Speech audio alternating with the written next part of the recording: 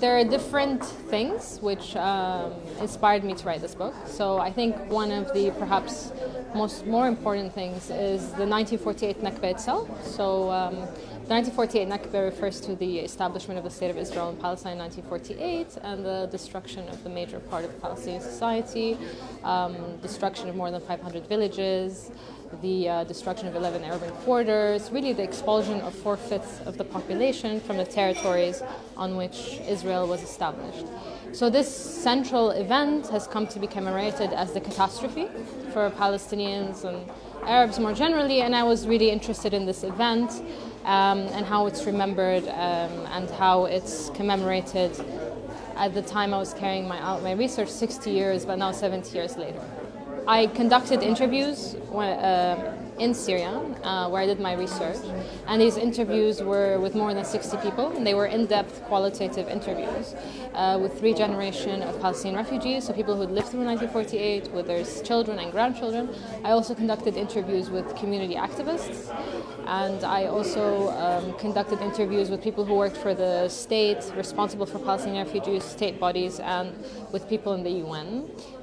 The United Nations Relief and Works Agency for Palestinian Refugees in the Near East. So having conducted all this material, having coming back with all these interviews, I then had to transcribe them, analyze them, put them together. So that was particularly challenging, I think.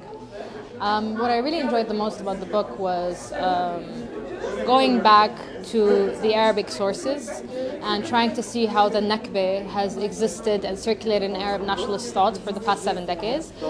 When we think about the 1948 catastrophe in English language scholarship, we don't actually think about its circulation in Arabic thought as it has done for the past 7 decades. So for me, digging in those books, in this literature, looking at how the term was coined in 1948, how it was taken up in the 50s, 60s, 70s, that for me was really important aspect and also something I actually found quite enjoyable.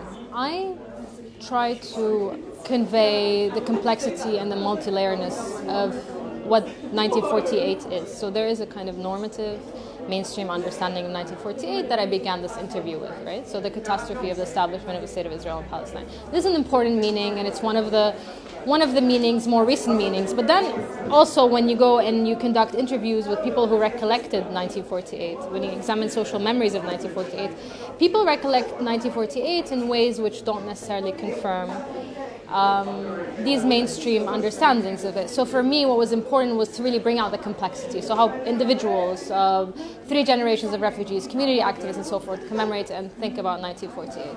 So this is really what comes out in my work and what I try to show.